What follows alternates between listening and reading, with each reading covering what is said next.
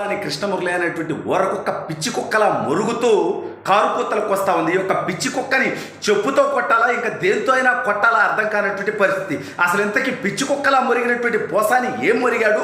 ఆ పిచ్చి కుక్కకి పళ్ళు రాలే విధంగా మనం చెప్పబోయేటువంటి సమాధానం ఏంటనేది ఈ వీడియోలో చెప్పబోయే ముందుగా ఇప్పటి వరకు మన ఛానల్ సబ్స్క్రైబ్ చేయని వాళ్ళు ఖచ్చితంగా సబ్స్క్రైబ్ చేయండి, మరో 10 మందితో చేయించండి. ఇక విషయానికి వస్తే ఈ పోసాని అనేటువంటి ఊరకుక్క చరిత్ర ఒక్కసారి మనందరం చూడాల్సినటువంటి అవసరం ఉంది. అనేక పార్టీలు తిరిగినటువంటి ఈ పనికిమాలినటువంటి బఫోరగాడు గతంలో కాంగ్రెస్ పార్టీ, ఆ తర్వాత తెలుగుదేశం పార్టీ, ఆ తర్వాత పీఆర్పీ పార్టీని చిలకలూరుపేటలో పోటీ చేసి డిపాజిట్ రాక, ఆ తర్వాత మళ్ళీ తెలుగుదేశం, మళ్ళీ కాంగ్రెస్ పార్టీ, మళ్ళీ వైఎస్ఆర్ కాంగ్రెస్ పార్టీ అనేటువంటి రీతిలో వీడు బతుకి వీడు ఏ రోజు ఏ పార్టీలో ఉంటాడో మనం వెతకలేం. అయితే ఈ దౌర్భాగ్యుడు అంటాడు నారా లోకేష్ గారు రామ్ గోపాల్ వర్మ అనేటువంటి ఒక కమెడియన్ని, ఒక బఫూన్ని, ఒక బోగ్గాన్ని చంపేయాలని కుట్ర పన్నాడు.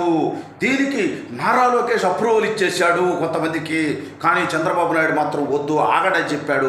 మరి నాకు అర్థం గట్ల ఆ రామ్ గోపాల్ వర్మ గారి బతుకేంటి, నీ బతుకేంటి, మిమ్మల్ని రాష్ట్రంలో దేకేవాళ్ళు ఎవరు, అసలు మీకు ఈ రాష్ట్రానికి సంబంధం ఏంటి, మా రాష్ట్ర రాజకీయాలు మీరు ఎందుకు మాట్లాడతారు అని అడిగితే సమాధానం చెప్పేటువంటి దిక్కు ఉండదు. ఆ రామ్ గోపాల్ వర్మ గురించి ఆలోచిస్తారా? ఆయన ఎవడన్నా సంపాలింట్రా? ఆడి వల్ల రాజకీయంగా ఏమైనా ఒరిగిద్దేంట్రా? వాడు కూసేటువంటి కారు కూతలు ఎవడన్నా పడుచుకుంటాడా?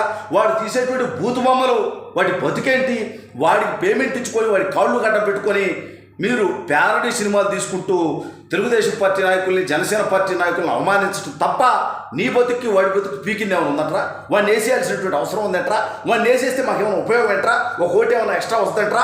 వాడు ఒక గొప్పను, వాడు ఊరి మీద పడి వాడి ఇష్టం వచ్చినట్టు పనికిమాలినటువంటి బూత్ సినిమాలు తీసుకెళ్ళి బతికేటువంటి నీచుడోడు వాడు. గత 20 సంవత్సరాలు తీసినటువంటి ఒక సినిమాను కూడా ప్రజలు చూసినటువంటి పరిస్థితి లేదు. మీలాంటి పేటీఎం కుక్కల కోసం సినిమాలు తీయడం తప్ప.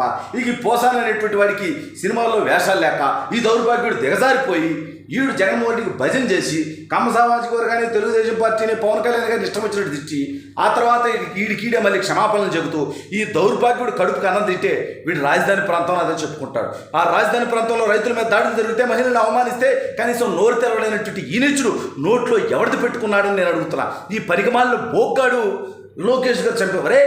లోకేష్ గారు చంపమని ఆదేశాలు ఇచ్చేటువంటి వ్యక్తి అయితే, చంపడానికి అప్రూవల్స్ ఇచ్చేటువంటి వ్యక్తి అయితే దమ్ముగా ధైర్యంగా చెప్తున్నా కొడక. జగన్మోహన్ రెడ్డి అనేవాడు పాదయాత్ర చేసేవాడా? జగన్మోహన్ రెడ్డి అనేవాడు వాళ్ళ ముఖ్యమంత్రి అయ్యేవాడా? వైఎస్ఆర్ కాంగ్రెస్ పార్టీ జెండా పట్టుకోవడానికి ఈ రాష్ట్రంలో ఏ ఒక్కడైనా మిగిలేవాడు? 2014 నుంచి 19 వరకు తెలుగుదేశం పార్టీ నారా లోకేష్ గారి ఆలోచనలు ఆ దిశగా ఉండుంటే ఏమిరా నాకు అర్థం కాదు. నిన్ను వాడిని లేపక నిన్ను వాడిని లేపేదేంద్రా బొప్పు నాకు అర్థం కదా. మిమ్మల్ని లేపడానికి లోకేష్ గారి పర్మిషన్, ఆమోదం ఎన్ని కావాలంటే నాకు అర్థం అట్లా పిచ్చి కుక్కను పెట్టినట్టు కొడతారు తెలుగుదేశం పార్టీ నాయకులు, కార్యకర్తలు. ఒక కనుసైగా లోకేష్ గారి దగ్గర నుంచి వస్తే, జనసేన దగ్గర నుంచి వచ్చిన చాలు మిమ్మల్ని జన సైనికులు అసలు ఈ భూమి మీద బతకని కూడా చేస్తారు. ఏంటారు మాట్లాడితే పవన్ కళ్యాణ్ గారి పిల్లల గురించి మాట్లాడతారు. ఎవడు బతుకు తెలియదురా? నీ బతుకేంటి?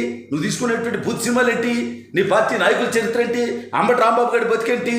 రోజా బతికేంటి? వాడు కూడా అవంతి శ్రీనివాస్ గారి బతికేంటి? గోరంట్ల మాధవ్ గారి నీచమైనటువంటి బతికేంటి?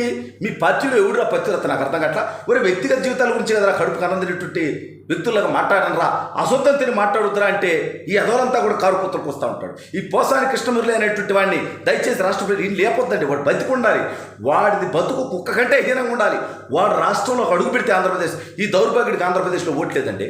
ఈ నీచుడికి ఓటు ఉండేది హైదరాబాద్లో అండి. కానీ వీడు ఆంధ్రప్రదేశ్ రాజకీయాలు మాట్లాడతాడు. ఎందుకంటే పేమెంట్ కోసం, తాడేపల్లి కోట నుంచి వచ్చేటువంటి పెడిగ్రీ కోసం ఈడు ఆ రామ్ గోపాల్ వర్మ గాడు ఇష్టం వచ్చినటువంటి కారుకూతలకు అసలు మిమ్మల్ని పెంచుకోవడానికి ఆంధ్ర రాష్ట్ర ప్రజలు ఎవరైనా సిద్ధంగా ఉన్నారు? లఫోట్ జగన్మోహన్ రెడ్డి అధికారంలోకి వస్తే ఉద్యోగ ఉపాధి అవకాశాలు వస్తాయన్నారు, ఇచ్చిన హామీలన్నీ తీరుస్తారన్నారు, బీసీ ఎస్సీ ఎస్టీ మైనార్టీలకి న్యాయం జరుగుతుందన్నారు. ఇవాళ అందరినీ గాలికి వదిలేసి సర్వనాశనం చేసి జగన్మోహన్ రెడ్డి విధ్వంసం చేస్తూ ఉంటే ఈ రాష్ట్రానికి ఒక పరిశ్రమ రాకపోతే మీరు ఎవడన్నా బాధ్యత తీసుకున్నారా?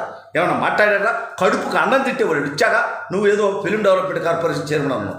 ఏం డెవలప్మెంట్ చేసేవరా బొప్పోన్ పోసాని కృష్ణమురళి అని అడిగితే నువ్వేం సమాధానం చెప్తా నాకు అర్థం గట్ట. ఏమైనా సమాధానం ఉందారా?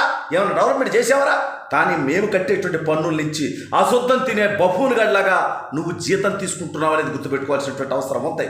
ఎందుకు ఈ రకంగా మాట్లాడాల్సి వస్తుందంటే, ఎన్నికలకు దగ్గరకు రాగానే ఇలాంటి పేమెంట్లు ఇచ్చి ఇలాంటి పెయిడ్ ఆర్టిస్టులను తీసుకొచ్చి ఈ రాష్ట్ర భవిష్యత్తును సర్వనాశనం చేస్తూ, ప్రజల్ని కన్ఫ్యూజ్ చేస్తూ, ప్రజల్ని మోసం చేస్తూ, గత ఎన్నికల ముందు ఇతను బత్తాయి పృథ్వీ, ఆ యొక్క మోహన్ బాబు పరిమాణుడు సరే రిలీజ్ అయ్యాడు. కొత్త బత్తాయి పృథ్వీ రిలీజ్ అయ్యాడు, మోహన్ బాబు రిలీజ్ అయ్యాడు, ఈడు ఈ పోసాని గాడు, వీడికి తోడు ఆది, వీళ్ళిద్దరూ ఆంధ్ర రాష్ట్ర ప్రజలు కట్టేటువంటి పన్నుల నుంచి డబ్బులు మింగుతున్నారండి. అతనేమో సలహాదారుడి పేరిట, ఇతనేమో కార్పొరేషన్ చైర్మన్ పేరిట మనం కట్టేటువంటి పనుల నుంచి జీతం తీసుకునేటువంటి ఈ జీతగాళ్ళు, మనకు ఊడిగం చేయాల్సినటువంటి ఈ పప్పునుగాళ్ళు ఈ రాష్ట్ర భవిష్యత్తును సర్వనాశనం చేస్తూ జగన్మోహన్ రెడ్డి అనేటువంటి ఒక ఫ్యాక్షనిస్ట్కి, ఒక దుర్మార్గుడికి, ఒక అరాచకవాదికి సహకరిస్తూ విష ప్రచారాలు చేస్తున్నటువంటి ఈ దౌర్భాగ్యాల్ని దయచేసి రాష్ట్ర ప్రజలు ఎవరు కూడా వదిలిపెట్టొద్దు. అడాని వీళ్ళ కొట్టి చంపాల్సినటువంటి అవసరం లే.